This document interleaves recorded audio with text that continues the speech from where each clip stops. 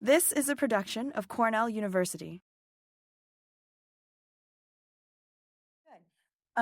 So thank you so much for inviting me to give this seminar today.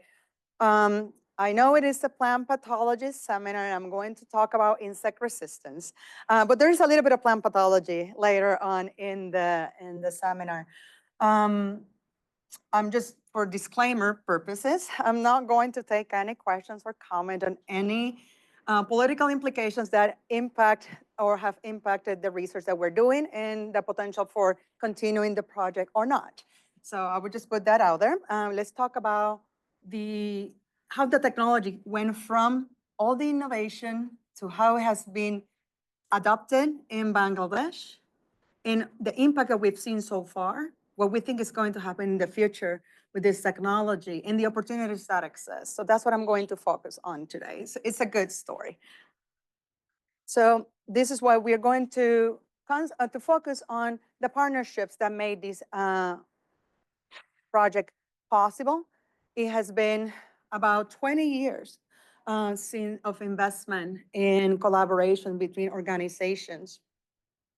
And I'm currently the project director for the last or the current investment from USA into BT Eggplant. So why BT Eggplant? Why is it important? So eggplant is the second most important vegetable in Bangladesh.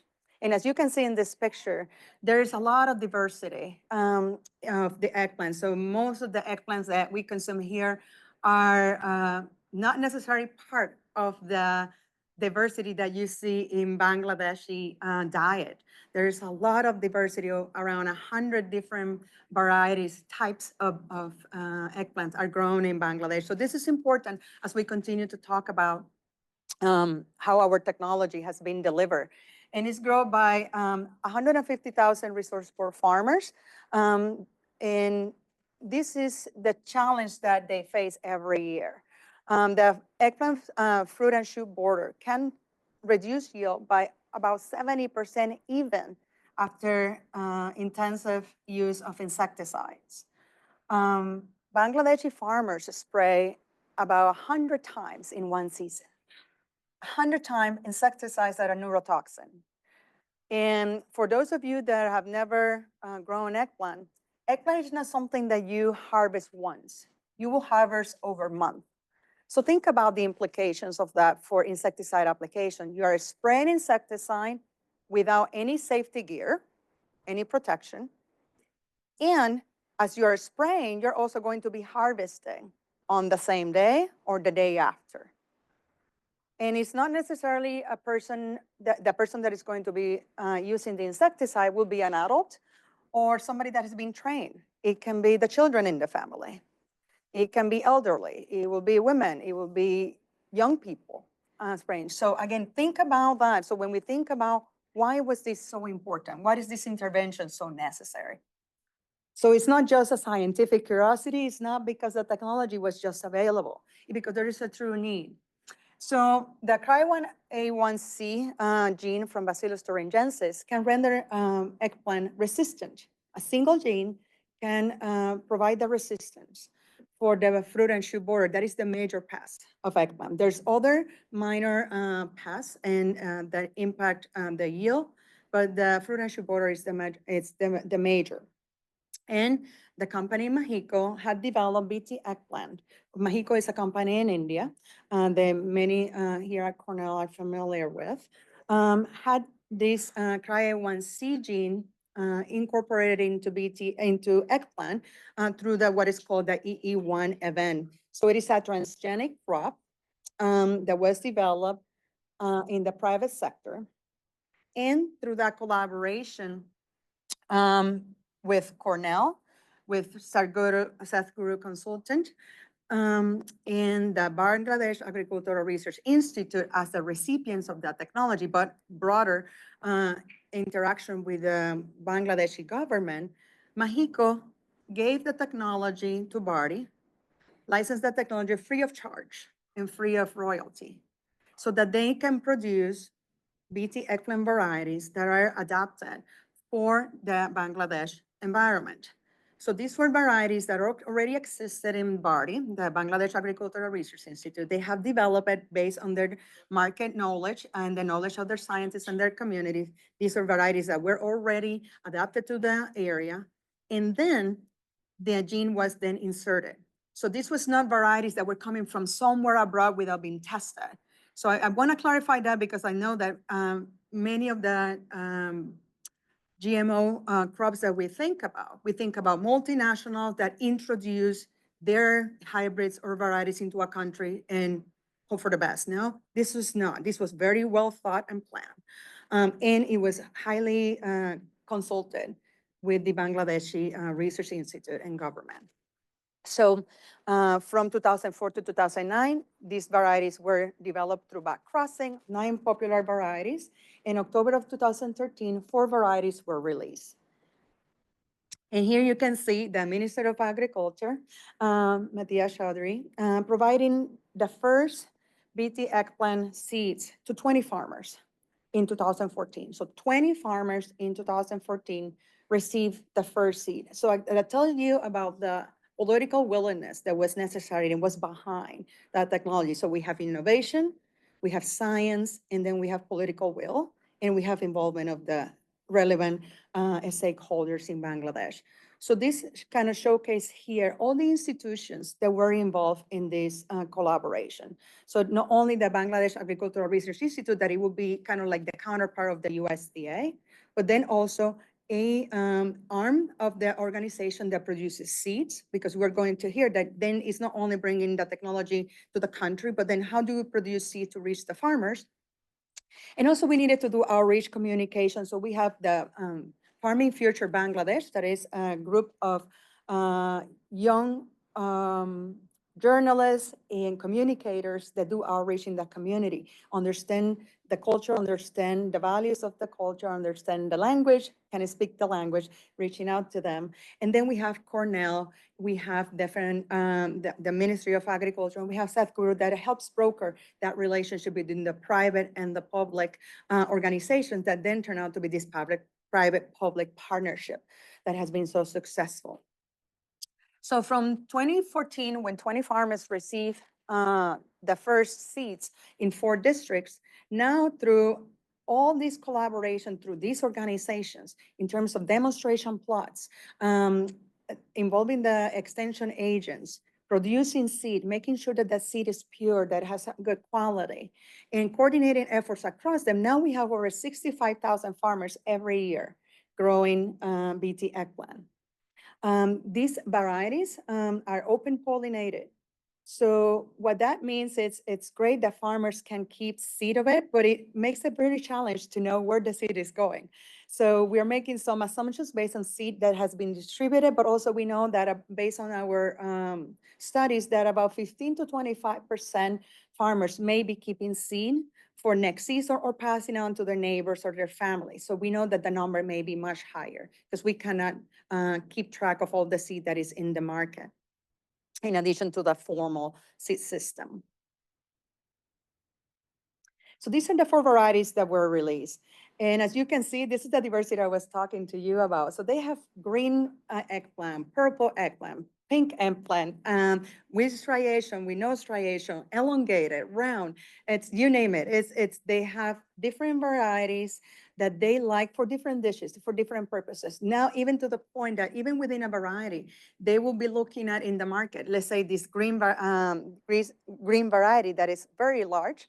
Some families will be looking for smaller fruit because they only have 4 people in the family or 2 people in the family. So they don't have to feed a family of 7 anymore. So they want a small fruit so they don't waste food. So all of this is important when you're talking about a vegetable. One thing I forgot to mention, and that it may be relevant, is that most people think that when we think about insecticide or pesticides in general, that are these commodity crops, the ones that consume the most, but a lot of the pesticides are actually used in vegetables and fruit because it's economically, you can make a case for it. And so we like our fruits and vegetables to be damage-free. There's also high value of these products in the market, so that when the farmer has to do the math, they say, well, if I protect my yield, I really get a revenue, even if I have to apply the the pesticides. So this is the numbers that we're getting after the adoption of BT Eggplant. So based on an independent study, we're seeing negligible fruit infestation in BT eggplant compared to 45% in non-BT eggplant. We see a 61% saving on pesticide costs. So think about that. About 40% of the cost of production is insecticide, and we're seeing a 61% reduction on insecticide cost use just from one single gene in this technology. We see a 6-time increase in farmers' net return. We see a 21% increase in gross revenue and about 20% higher fruit yield. So the fruit yield here comes in different ways. Not only the variety yield is better, but every fruit is marketable or has a potential to be marketable because it doesn't have the damage from these pests.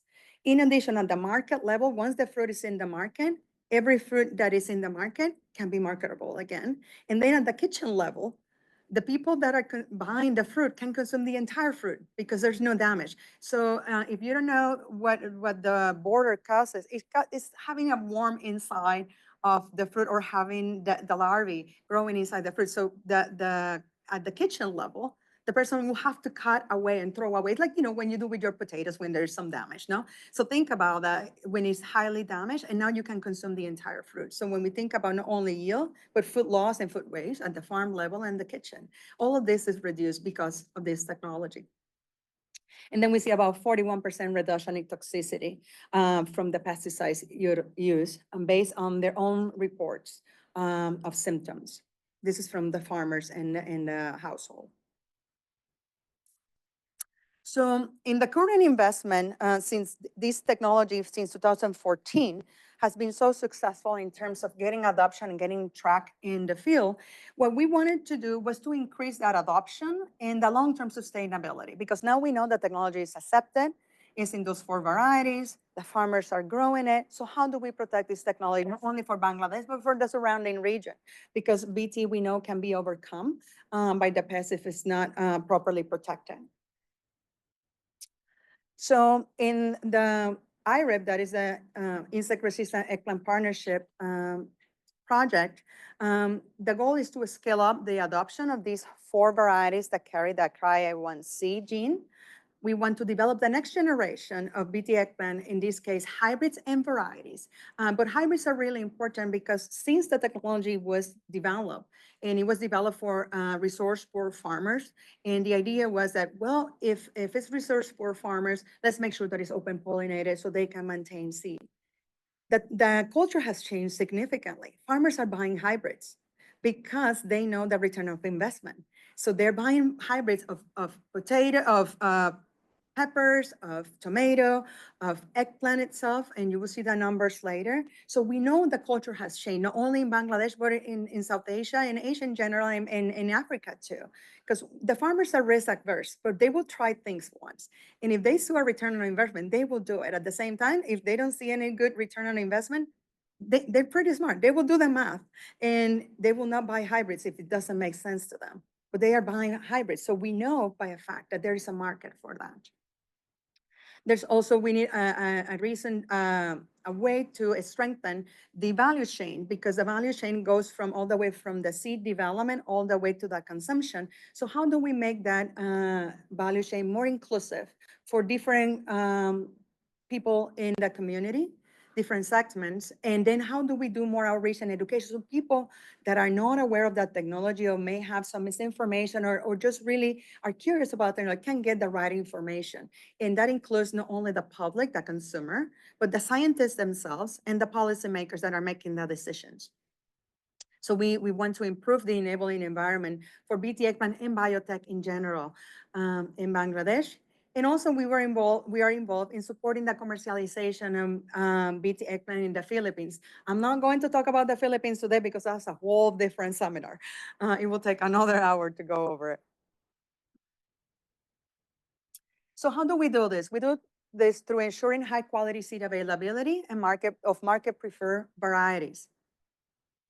We do it by increasing adoption of the existing eggplant so that it can reach beyond those 4 initial districts or the 8 districts that we're working. But we know that, again, the agriculture and the consumer preferences are changing. So there's more opportunities for eggplant in the country. We're doing it also by enhancing the distribution, providing effective technology stewardship, again, to protect that technology, and increasing the value for farmers and consumers while reducing the environmental impact of the agricultural production in general.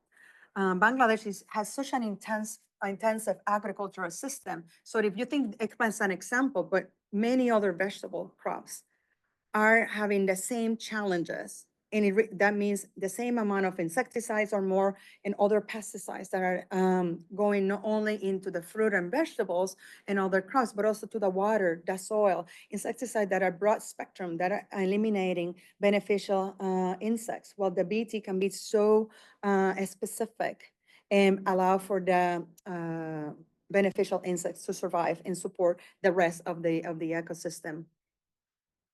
So this is done through a very diverse group of people in my team. And it is beautiful to have diversity in terms of perspective, knowledge, expertise, age groups. So people that are willing to go to the field and talk to the farmers or can reach to women working in agriculture. People that can reach to policymakers, so that can have the potential to, translate the basic science to policymakers and to the public. So we work very closely with all of these group of amazing scientists to make this possible. And this is an international community supporting the national scientists in Bangladesh. And this is part of the group of scientists that we employed in Bangladesh in the IREP office that are reaching out through extension agents, that are reaching out to like the seed producers, that are working with the scientists to make sure that the technology is flowing on time to the right places at the right time. So here you can see a little bit of the how the adoption has occurred. And so I want to point out here, so you can see an increase, significant increase of adoption of the eggplant, depending on the different sources of seed. This is what we used to determine how many people are growing BT eggplant. And so you can see here, for example, a big dip in 2021, 2022. So that was not this adoption, that was access to seed, the problem. So we know that told us that we needed to be more proactive on making sure that the seed was getting to the farmers at the right time, because the intensification of agriculture in Bangladesh only allows you a very small period of time to get these seed to the ground. And if you don't catch it at the right time, the weather may not be conducive, or the farmer thinking, you know what, I'm not going to get the yield that I was expecting from this crop because it needed to be planted 3 weeks ago. So if I don't plant it right now, I'm not planting it. So we see that the seed was not available that year through communication. It didn't happen. And as soon as we start putting more seed out there, we saw a lot more farmers also growing BT eggplant. In a way, this is taking into account not the seed that was produced, but the seed was distributed, and we take into account what was returned. So these are actual numbers of seed that was distributed to farmers and to dealers. So what do we have right now? So we have these 4 varieties. So we have 3 different streams, 4 varieties that were released in 2014. That's the first kind of block that you see here, these 4 varieties. Now we have 2 additional new products that are in the pipeline, and this is what is called BT Begun 10 and 11, and they are right now being backcrossed through, again, the collaboration with Mexico. And I will talk a little bit more about that. And then our third pipeline of products is these hybrid products that are also under development. So I want to take a moment to kind of explain a little bit about the interactions between all of the different organizations. So in Bangladesh, these are all the organizations that are actively involved in the project. So you have BARDI, that is the Agricultural Research Institute. We have BADC, that is that seed arm. Then we have what is called DAE, that is also the extension arm. And all of them have a particular responsibility in the value chain. Some of them are producing like the nucleus seed or breeder seed. foundation seed, then they do quality assessment. They then do the production of seed for packaging and to get it to growers. And then through the dealer networks that exist in the country. And then we have the distribution and sales that happen from that dealer through extension agents, to farmers coming to the dealers, or through informal systems too. And now we are adding this layer of, another layer of access to the technology that is through using nurseries. So this was something that we started developing because we realized that farmers are also going to the nurseries like we do here in the spring. You start looking for those seedlings so you can save some time. In Bangladesh, it's really important because if you have these rains and you have planted and the rains come in, you may lose your field. But by having seedlings, you're adding some flexibility to your planting, and you can recover in case of you lost that seed that you planted early. You can buy seedlings and then being able to plant them right away. So you're winning, you're gaining all of those 3 or 4 weeks instead of having to deal with dumping off in the field. So now you can have your seedling and you have a much better stand. So we look at different ways for increasing the accessibility. So there had a lot of farmer demonstration plots that continue to happen because there are more and more farmers interested, and we're also learning that there's a lot of farmers that are still not aware of that technology. So this is how the seed packages look. In the corner, you can see we include how the field needs to be planted. And for BT eggplant, to protect the technology, what we do is that we have BT eggplant planted as traditionally in the field, and then you put a border of non-BT eggplant to protect the technology by allowing the insect to reproduce in those non-BT. So you're not putting a lot of selection pressure on the pest. At this time, because we only occupy about 10% of the potential eggplant hectares and acreages in Bangladesh, we're not concerned about the lack of refuge, what we call refuge, that is the non-BT. But we know that as adoption increases, this will be more important. So we're making sure the farmers are used to plant it. However, we know that the reality is quite different in the fields. Farmers are thinking about every single inch of that field. It's like, why would I plant it to something that I will lose if I cannot spray it?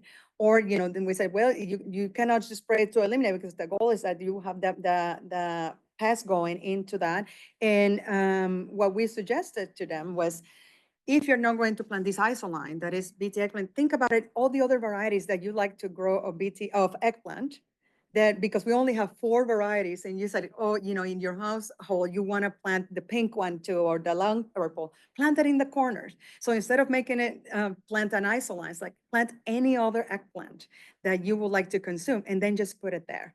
And then you can harvest that one for consumption in addition to protect the technology. So that has worked well, but we have seen in every single country, even in the US, like farmers are not planting those refuge as expected for like BT corn. And that's how we ended with resistant in the pest population. So this is what I was telling you about these nurseries that we start incorporating. So we have about now like 400 nurseries that are producing seedlings of eggplant. And this is going really well because the farmer have a new option. We also started having nurseries that are led by women. So this is the empowering women through nursery enterprise model. So in addition to learning about BT eggplant and some eggplant, they get the chance to learn about finance, bookkeeping, marketing, and it has been extremely rewarding to see how these women are starting to work together. And so they create their own network. They have Facebook pages marketing their products. They're on the side of the road. You see the signs and everything, because they're learning about how to market eggplant. And the idea was that through the value chain, what are the entry points for women and for youth? And nurseries were a good way for them to participate of the benefits of that technology. So here you can see in the pictures, some of the women that are working together and having those nurseries. So what we do, we provided some basic infrastructure and knowledge. And then the idea is that from the initial season where they sell, they save and continue to buy then seed in for the future or improving their infrastructure. And they have done it. BART is also involved in the compliance of testing that the seed is has the protein and that the technology continues to be effective in the field. So they have to monitor the technology in the field. And this is technology that can be used for other purposes. So they have learned how to use ELISA, and now it's just a technology that they use in the lab every single day. So it goes beyond capacity building for the technology adoption, but capacity building in the biotechnology unit at BARI. And so they are responsible as the owners of that technology for all the compliance. So they do the field compliance, and they also do the what is called IRM. So they have to not only make sure that the seed has the protein at the right level, that contains the BT gene, but also that the pathogen is not evolving to have resistance to BT. So they collect the insect and bring it to the lab. They feed it the BT and wait for the insect to die and to determine if there any resistant buildup. And at this point, we haven't observed anything that suggests that there is a buildup of the resistant in the pest population. Again, we have a lot of refuge of non-BT in the field. But we know that it's not if, it is when. So again, having that capacity in country is essential for the future. So now we have these other two varieties that are coming to market in 2026 is what we hope. And the idea, again, they have two completely different market classes. So we can add to the market classes that we can serve, but they have higher yield. And one of the challenges that the previous varieties have is it can only be planted in the winter because in the summer season, that is the large season for eggplant, they are susceptible to wilt. So this is the difference when you have a director that is of the project that is an entomologist, but versus having a director that is a plant pathologist. So as soon as I realized, I'm like, how we didn't do that? So now we're working on bringing wilt resistant and working with Adam in our unit. We're trying to understand better the population of the pathogen of the wilt pathogen on the ground, but because it's a Solanaceae problem. So we not only it will be relevant for eggplant, but for also other Solanaceae. So we hope that we can bring some level of tolerance. So there is already some evidence of tolerance of to wilt in the body breeding programs, but we know we don't have immunity. So I'll talk a little bit more if I have time on what we're doing in terms of looking at immunity. But the idea is first understand the pathogen population so we can then inform our breeding strategies for the future. And then do we have a proper protocols in body so they can test for this tolerance to bacterial wilt. And in addition to the public sector engagement that we have been talking about with the private sector, now we're also looking at private to private sector. So the challenges of producing seed, the public sector is not set up to produce seed for a much larger population of farmers growing BT eggplant. It's inefficient, it's time consuming. And so the BARDI can continue to produce the breeder seed and the foundation seed, but then what we hope is that private sector that is better set up with the network to reach out more farmers and produce seed can come into the picture. And also with this idea of there is a market for hybrids. So they can serve that market. The open pollinated varieties can continue to be produced and then the hybrids can fit into a completely different market. So this is the information that we have at the moment that about 40% of the eggplant acreage is being grown to hybrids, local hybrids developed by national and international companies that are coming to Bangladesh. So that is a 40% of a market that we could enter and reduce the use of pesticide because they're already growing hybrids. So what if these hybrids contain the BT? So through, again, collaboration between Cornell, Sadhguru, and the private sector, we have identified potential partners that can work together. So they're partners that have shown interest on entering the market. They're ready to make investment. So there's Indian companies that are interested to working with Bangladeshi company to have licensing agreements. But there's also Bangladeshi companies that say, I want my own hybrids with BT. Can I work of getting just my hybrids being converted instead of you sending some of your hybrids that are here? So they're having this conversation, and our job is to simply provide the opportunity for them to meet, to make sure that the agreement will be mutually beneficial for Bangladeshis and in the private sector, and that the government is involved in this conversation. So there's no surprises because there is a huge investment from the private sector. If they don't have a market, why would they invest? So how do we reduce the risk? But by having conversations with the government, we make sure that there's an environment that will be positive for seeing an investment in the private sector into it. And they can have the conversation early on before the investments are happening, but also that the companies can directly talk to the government so they can show that there is an interest. So the government see like, oh, there is a true interest from local companies to enter the market. We can hear that the farmers are interested in hybrids. So those conversations take a lot of time and effort. So if we can help having those conversations and bring in like the facts of the science, we can provide an opportunity to make sure that the companies in Bangladesh have the infrastructure that they need.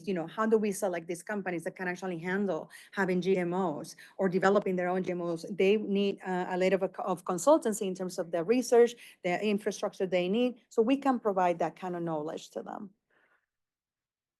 And again, the idea is to bring all these other types of diversity of eggplants that are popular in the market.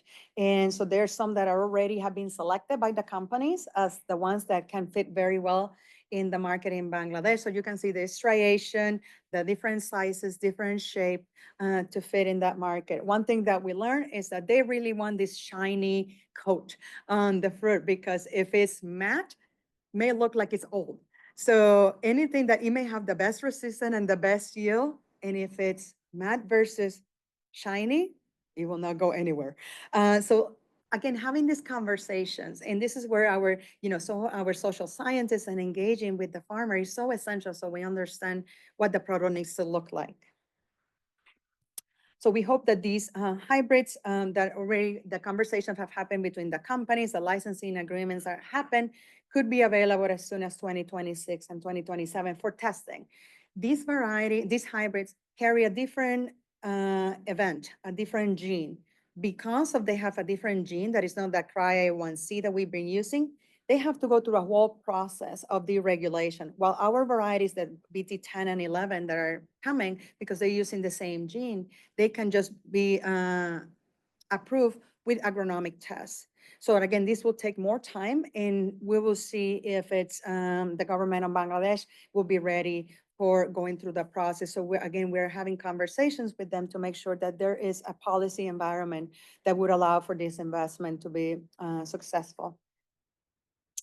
So we have learned a lot of lessons, but one of the ones that I wanted to point out in the interest of time, I'm going to focus a little bit more on, is the idea of, again, we have to bring wilt resistance. So I use wilt resistance as an example. So because when you think about technology, we're really focused a lot of time on that technology, that science, but remember, we don't eat technology, we eat a product. So if something I have learned during this process, and this is what I'm so focused on working in this space of science, of making sure that the science reach the farmer field, is because you need to understand what that product needs to look like. What does the consumer is asking for? So, and so to me, the science begins the moment that you publish that paper. No, that's not the end, that's the beginning. It's like, now, how do I make sure that that becomes a product? And that conversation needs to happen really early on. How is this science going to make it to the field? What does that product need to look at? Who I have to have in my team that will support, that will bring that perspective, so that I make sure that that science is successful in farmers field. And that's something that we have learned. For me, it could be, in this case, the pathology. So we need to make sure that we bring those additional traits into the picture, so that, because right now we are only producing the BT eggplant in the winter season. But if we can bring it to the summer season, we have a much larger impact, and our varieties will be much more adopted by the farmers in the regions that have wilt. And it's a huge area of production. Same thing, we need to make sure that, again, we have in place that knowledge in the biotech unit at Bari and with extension agents, so they can speak about that technology, and also they are ready for the challenges of the future. For example, continue to do this insect resistant management to make sure that the refuge is planted around the border. So all of that needed to be introduced, but it needs to be continued, talked about and developed, because science move on into the next best job. So we need to constantly be educating the scientists, the policymakers, and the public in all of this. We also realized that the barley breeding program for sustainability purpose needs to be strengthened. So one thing is to say, okay, let's produce two more varieties. And then when we look at the entire pipeline, they may not be varieties that can compete well in the system today, because now there's a lot more private sector investment. There's a lot better varieties out there. Our barley variety is going to be competitive.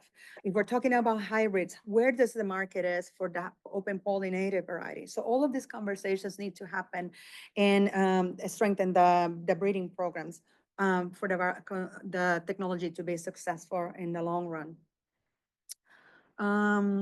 We need to pay more attention to extension. What else? And, I think the nursery investment have been really opening an eye of different ways to looking at how the technology can be adopted. And what we thought originally was the only way that we see, now we realize that we were missing a whole new area that, again, has grown significantly over the last few years. So we see that there's a lot of more opportunities for BT eggplant to grow. Like I mentioned, only about 10% of the acreage of eggplant is grown to BT. But every time we talk to farmers and we introduce them to that technology and tell them what the technology can do for them, they all want to grow it. But the big question I get is, what is not in my preferred variety? It's nothing about concern about BT. It's not concern about what they see the results. They see that it works. They see that reduction in insecticide use. A lot of them tell us that they will not eat eggplant because they know how much insecticide they use. They don't tell me the same thing about BT. So we have heard so much. We have learned so much during the process. So we know that there's a lot more opportunities for BT technology. But again, BT it's like I said, that's 1982 technology. We need to think about what is going to replace BT. What are the other proteins that we haven't looked at? What are the other chemicals, natural chemicals like terpenoids that could be useful to prevent insecticide use, that we reduce it, but also that will lead to less insecticide, BT, for example, resistant in the field, in the pathogen, the pest getting resistant to it. So this is some of the other opportunities. We started working with Greg Martin a couple of years ago on looking at PTR1. So we're so excited that PTR1 can provide resistance to wilt. And so it's like, what is the opportunity here? So we started evaluating these technologies, a potential use. Initially we said, oh, maybe the gene is there, and we can just tweak it. It can be something edited and maybe easy to introduce. That was not the case, but we needed to ask that question. And then what we realized is that eggplant has all the elements necessary for PTR1 to work. But let me just go back here.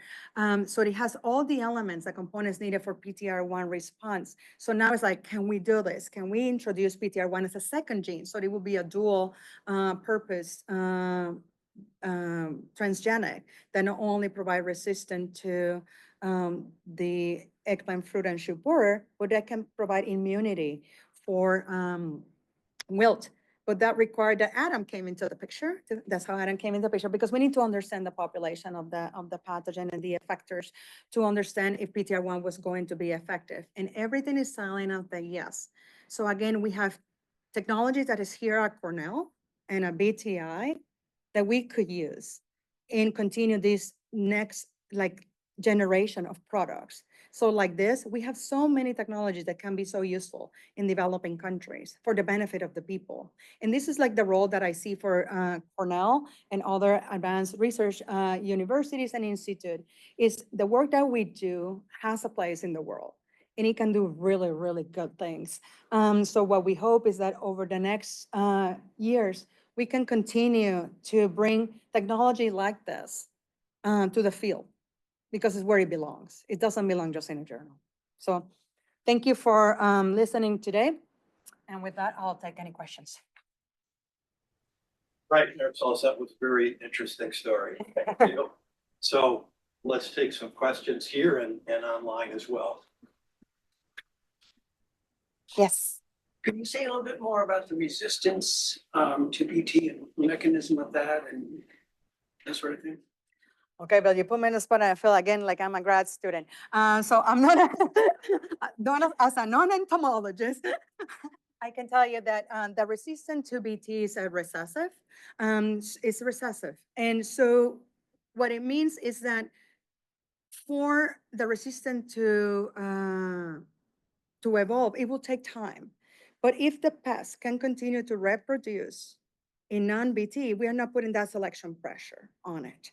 So the idea is to delay the process of selection by not putting pressure on the pest. So by having this refuge, the insect can continue to reproduce and continue to be in a minimum in a heterozygous if it develops. So it doesn't go to homozygous because we don't encounters more non-resistant individuals in the field. So that's what we're hoping for, no? And so it's similar to when we release, I will bring it to plant pathology, host resistance. So the idea is that you stack your resistant genes so that you put less selection pressure. You're putting selection pressure against multiple pathways. So the idea by putting 2 or more BT genes, we are going to reduce again the chance of if that mutation to become to be fixed in the population. So maintain a minimum of heterozygous, hopefully we don't get there, but then you have multiple BT genes to stacked. And so that's the goal, that we will release stacks or at least varieties that have different BT genes to reduce the selection pressure in one direction. So that helps. Yeah, okay. Survive. Okay. You mentioned in 2021 that there was lower use of the BT eggplant due to issues with accessing seeds.